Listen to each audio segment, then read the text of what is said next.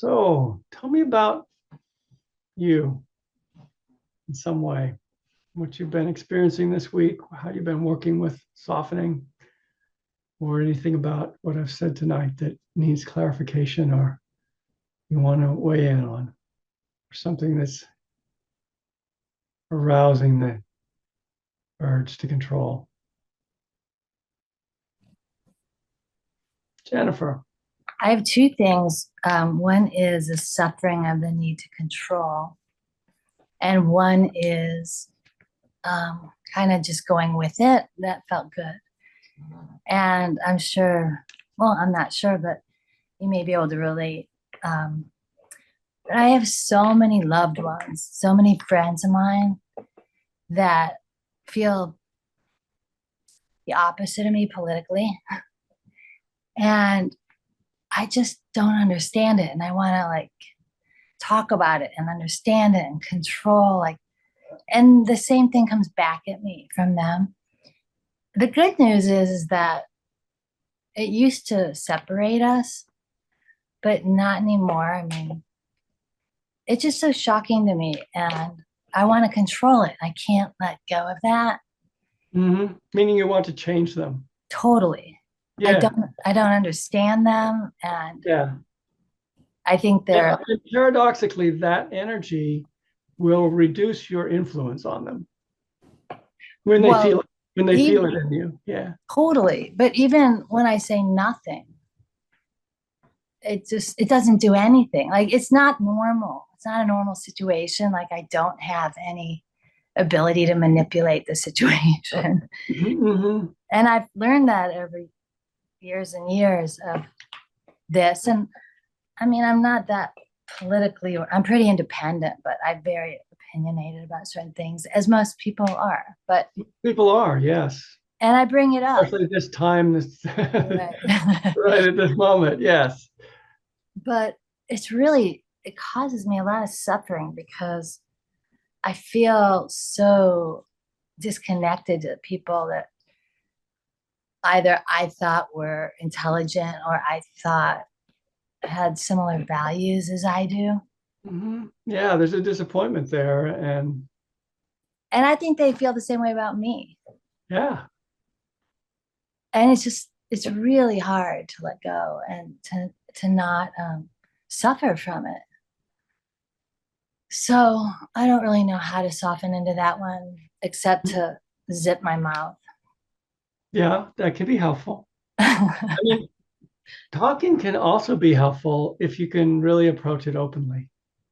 If you're really going at it that you're wrong and I'm right, then you're just going to duke it out. But if you go into it with genuine curiosity of, tell me why you look at things that way, because it's so different than the way I do. I'm having a hard time understanding. If you can actually say that without any kind of edge or malice to it, anger, And then it starts off that way. yeah, it starts off, and then they say something that you go, ah, Right. yeah. Um, yeah, it really does. And I have all the intentions to have an open heart and an open mind. And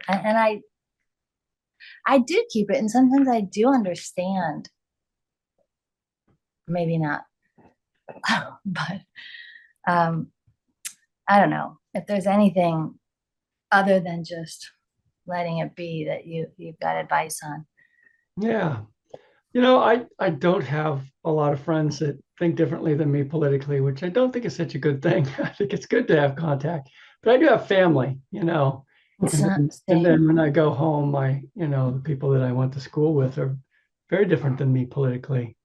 And so I sometimes, we have these discussions and sometimes people will try to bait me in my family, which is never good, put out. And then sometimes I take the bait and anyway, and then I regret it, Yeah. you know. But there have been moments where I've really let go of, I want them to see things the way I do, and just really try to understand how they see it. And even kind of paraphrase back to them, I'm thinking this is kind of the way that you're looking at this. And and looking at it that way, are you concerned about this? And then lo and behold, actually they are concerned about that. Even though they might have pretended a moment ago that they weren't because of a particular kind of person they're supporting or whatever. And it just, there have been satisfactory conversations along with some unsatisfactory conversations, and that has hinged on just, my willingness to want to understand and to kind of put myself and to hold back on the I know better than you, I'm going to educate you, or or even worse, this is totally stupid, or something like that. That attitude is Right. nobody wants to be met with that. No one. And sometimes I have to confess to elitism. Guilty as charged. Yeah. I am guilty as charged. When I see the thoughts going in my head, and yes, there's some pretty elitist kinds of things like I know better and so forth. So I don't have like the answer for you, Jennifer, but I too work with this, and it is workable. You can work with it, but it hinges a lot on just your wanting to know the other person. And the thing is, political opinions are very loaded. They're loaded with people's identities, and that makes them irrational to some degree. Even, it doesn't kind of matter whether it's left or right, conservative or liberal. Everybody's opinion is really loaded with their identity of who they think they are and who they think everybody should be. Everybody should be more like me, right? I like that a lot. Everybody should be more like me. The world would be better if more people were like me, right? That's kind of, and when I really see that in myself, it softens something, because the people who think differently are saying the same thing, really. Um, that they might not like people like me, and they think the world would be better if there were more people like them, and so forth. And we're all very attached to that. So if anybody can just let go of it enough to want to understand, it's like a breath of fresh air in the room, and suddenly there's a connection. Nobody's opinion may change, but it feels a whole lot better than just alienation and lack of connection. I agree. I agree. And then what happened also was that I started to wonder, like, these are people that I like dearly have loved and we've always had these. I mean, a lot of my girlfriends through the years from all different places. And and then I'm like, all of a sudden, and I've never been this way, and I'm almost 60 years old. It's like, is there something wrong with me? Like, why do none of these people feel the way I feel? And then I just start, I'm not much of a person to have a low self-confidence about myself. I'm pretty strong that way, but it just kind of flips me out. Like, what am I missing? And I said that to Nick the But other it day. actually produces some self-doubt. Like, what's Yeah, missing? Am yeah. I, Like am I something's, naive in some way, or have I not grown up? yeah, there's something that I'm like, I there's a hole somewhere. But I do like what you said about the identity because we do all come from such different needs for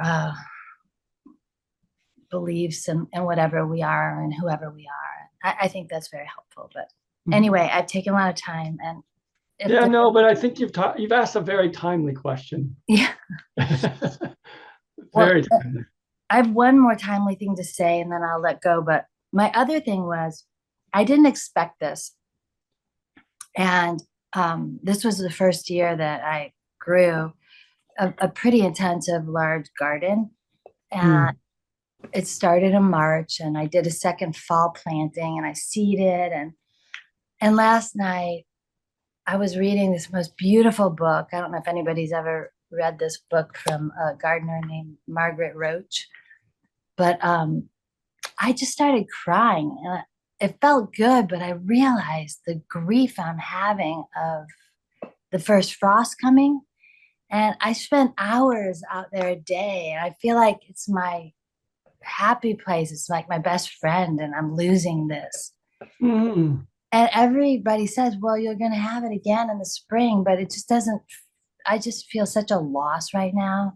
yeah. And so I'm bringing it up because I'm softening into that. And Soften into that. Exactly. yeah, Don't have the thought you shouldn't feel this way.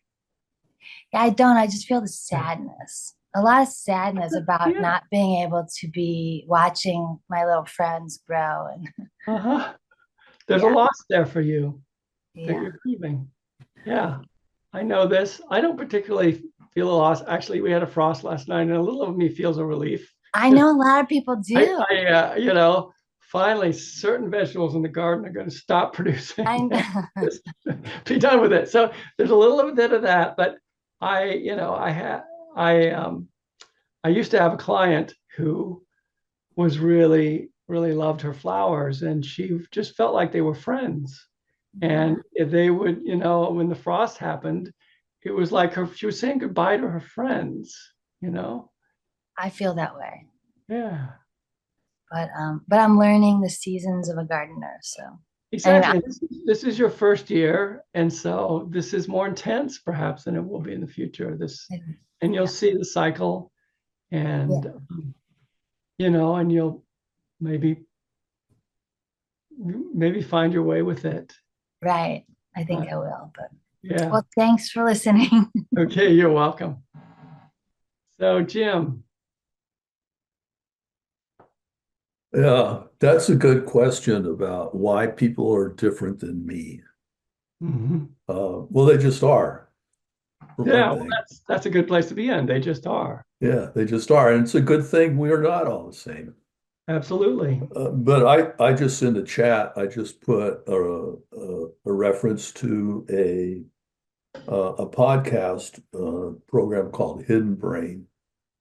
Some of you may already listen to it, but one in particular called Sitting with Uncertainty. And the host talks to a psychologist that has been, because of her own, what's happened in her life and trying to understand herself and people around her, has done research along with other people and what, why are we different in really basic ways? And she said, well, it's basically in our genes and of who we are. Some people are just don't do very well with uncertainty and need their lives very structured. And other people just it's like, oh boy, here's a new adventure. Let's go for it. And it really comes down to that. Mhm.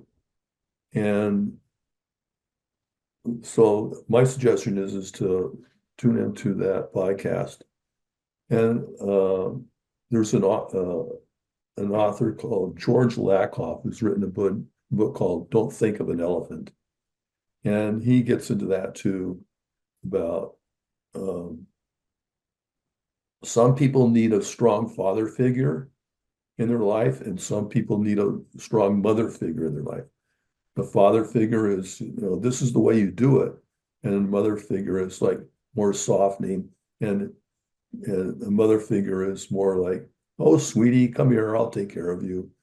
And the father figure is, all right, this is how we do this. Now, that's not true of all men or all women, but there's that mindset. Yeah. Some people need structure, more structure than other people. And some people are better with ambiguity in their lives. Mhm. And some people are more loyal to the past, and some people are more loyal to the future. We call the people loyal to the past conservative. People are loyal to the future progressive. Yeah. And I say it that way to myself. Something kind of softens inside me around, because I tend to think of myself as progressive. And then I kind of realize, well, there's something to be said about loyalty to the past. Absolutely. It doesn't quite feel the same when I put it that way, um, or how well people tolerate change. There's quite a diversity. Then As it you said, becomes a that nature conversation, nature loves diversity. right? Then it Nature, becomes a nature loves conversation diversity. about how instead of blaming people for not being the way that you want them to be, it's just like, oh, that's just who you are. Now and this is who I am. So let's work around that. I I have Hey, something to Barbara. say. Okay, great. Um, I saw a movie that it left Amherst Cinema, but it's Perfect Days. It's a German um, director of a Japanese movie. And it is so much what we've all been talking about. It is a gentle, soft movie, not a lot of dialogue. And it just pulled together a lot of what you've been saying. So I won't go into the movie. I just can very much recommend it, and it would sort of be interesting to hear what people, if anyone else sees it, what they think. But I was on the common with my dog at the farmers market, and in this movie, this fellow just takes in this wonderful way, peaceful way, just what's there at the moment. And I looked up at this, and there, the market was fun. It wasn't super crowded. It was sort of felt like gentle, and the day was beautiful. And I just looked up at this just gorgeous tree that was, and I just kept looking, and I was amazed that I could actually be there, but sort of meditating at the same time. I just want to say I'm so grateful to this course because it was a wonderful moment. And both the movie and what you have been saying has really changed a lot for me. At home, there's some stuff going on, and I find I'm able to, I don't know if what you think about the word disconnect. I can feel myself disconnecting, but it feels like in a very positive way. Yeah, if you're disconnecting from the right thing, I'm okay with that word. Oh, yeah, you yeah. know, I or mean, stepping. Sometimes I say step back. yeah, Step yeah. back, give yourself some distance from something. Yeah. I think it disconnects the beating of my heart. It's like it turns it down or turns it off, and I can just kind of step back. A little bit like sitting on the common and looking up at this tree, just kind of everything kind of becomes soft. Yeah. And when you're in the present moment, things come forward like that, like the tree, like the presence of what's actually real in that moment. It like steps forward and you're able to meet it. Um, you can't do that lost in your thoughts very well. Sometimes things will clunk you over your head, but um, it's that way that you might be available when you're in the present moment that allows the world to unfold, allows the beauty of the world to unfold. I haven't seen this movie that you are referring us to, but I do know the way certain movies, certain people who film movies capture the beauty of things as they just kind of unfold moment to moment. It's like there's a way you can do that with a camera to allow the audience to go through that. And they're wonderful. And then you had one of those movements out in the common. The wonderful, I think the thing about this is that this is a movie where nothing happens, really, Mm-hmm. and very Yeah. little dialogue. And so there I was, on the common, very little happening really for me. And Yeah. anyway, thank you. You're welcome. I'm glad it's making a difference. I remember one of the things I was going to say in my talk, but I don't think I got to it. There's a phrase that I learned once in a workshop. It was kind of a meditative workshop, um, which is also helpful, which is trust emergence. And he was talking about trusting that you'll know what to do when the time comes to do it or to say it. Trust that what's inside of you will just emerge in response to whatever's happening. And it was the invitation to let go of really planning and controlling in having, in this case, it was dialogues with people. And it's quite a skill, because if you notice what's usually happening in the mind when you're having a conversation, especially if it gets at all heated, is you're planning a response even as you're listening to the person talk.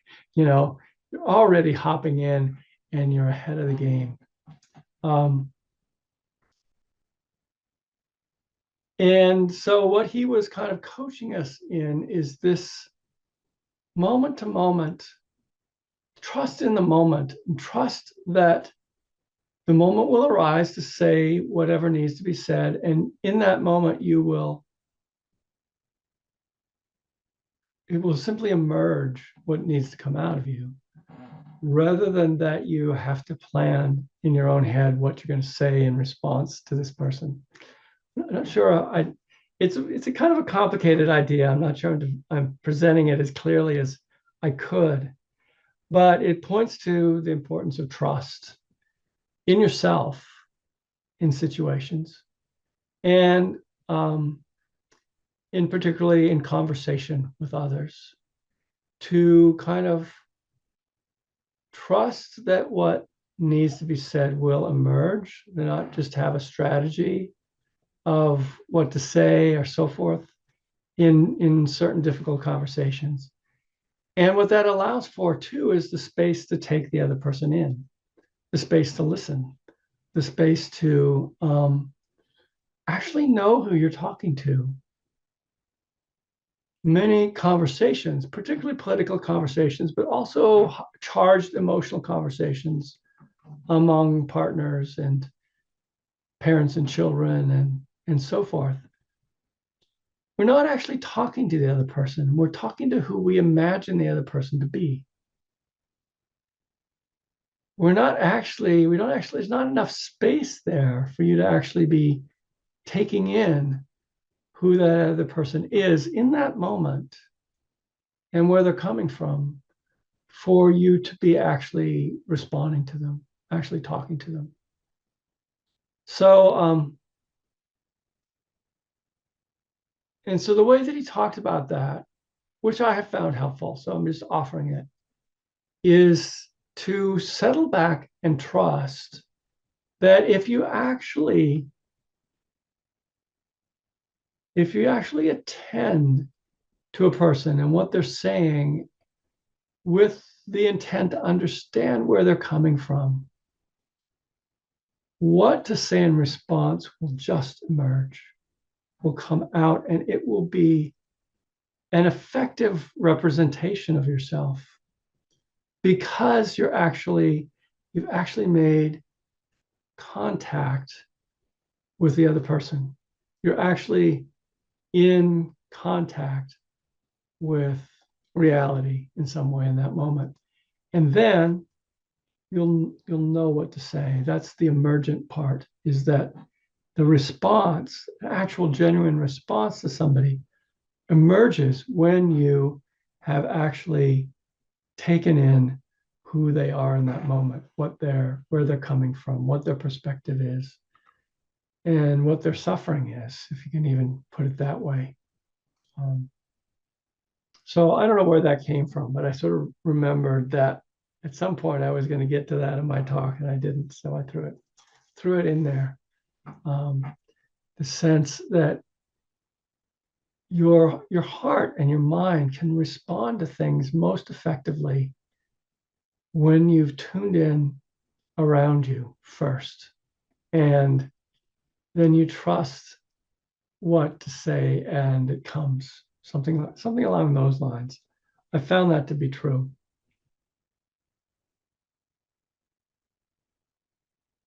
All right, who else? Who else has something to say tonight? I love reports. So if anybody has anything to report from the week, it's very helpful to hear what you're working on. So Elaine, you're Yes, flashing your hand at me. I am. There I you go. haven't You're bothered to on- look for that little yellow hand. Can you hear me? I can hear you, and you can always unmute, and then I see you too. Okay. You float to the top of the list. I feel compelled to respond to a few things. Yeah.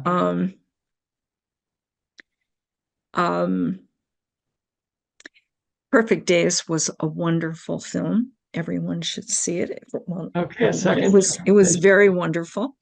I'm agreeing with Barbara. It was exceptionally beautiful. Something that you said earlier reminded me of I don't remember exactly. You were talking about something else. This was pre the political cultural conversation about suffering, about things that about having difficulty with. I can't go into what you said, but what it reminded me of, because I have always struggled with time, being on time, creating situations where I'm late and then feel a huge amount of anxiety about it. And a few years ago, I realized something that I really disliked about it, which it's one thing I can always make the deal with myself that, okay, you did this to yourself, you're missing the beginning of something, whatever I'm missing, that's your penalty, just suck it up. But the other thing that happens if I perseverate about it too much is that it feels like it's a kind of narcissistic thing that takes the focus away from what the event that I'm trying to get to is about. Like if it's a wedding or a birthday party, there's somebody else who deserves the focus because it's, excuse me, it's their perfect day. It's their special day. And here I am totally involved in my suffering about how I'm late. And, it just suddenly felt to me like this enormously selfish way It feeds of your dealing with it. self-absorption, and it's a self-absorbed kind of state you're in when you're late and you're showing up. Yeah, and then missing the point of what it is that I'm Showing up. yes. Yeah. So I try to deal with that way. Okay. So just can you soften the word narcissist is kind of it's like throwing a bomb into a room, I think. The word what? I didn't hear you. Narcissistic. It is not a soft word. It's something that is pretty harsh. So is it possible to soften that self-recognition a little bit? Yeah, so that would be a worthy pursuit. Yes. Yeah. Because we all kind of go back and forth between kind of being absorbed in ourselves and attending to what's around us. There's a kind of that feels more neutral to me to say. I'm sure you could say self-absorbed with a kind of a sneer and it would become just as judgmental of a word. But you might just see what would be a soft response to what you've just observed in yourself. What would be a soft and helpful thing, a sympathetic thing to say? Because what you've observed is true. It does tend to make you more noticing of yourself and not tuned in to the event you're showing up at. Is there any kind of softer way to approach that yourself? I don't have the answer, but it's something to work on. Yeah. The other thing that I wanted to say, because I'm aware of feeling very riled about it, maybe that's inappropriate. I, like you, kind of live in a certain bubble. I really don't have people in my life, either family or friends, who, we might have small differences, but nobody's on the opposite side of the political spectrum. But the thing is, I don't think there's a spectrum. I think it's a huge mistake to see it as left, right, or progressive versus conservative. I mean, I think it's so much more complicated. It's so much And more complicated than that. yeah, Indeed, it is. Yes. because, yeah, for all the reasons I just be repeating, I think what we all know. Yeah. Um, And there's always the danger to presume you know the other person because you put them yeah, in this category, and then you think right. they're in that category. This is who they are. Yeah.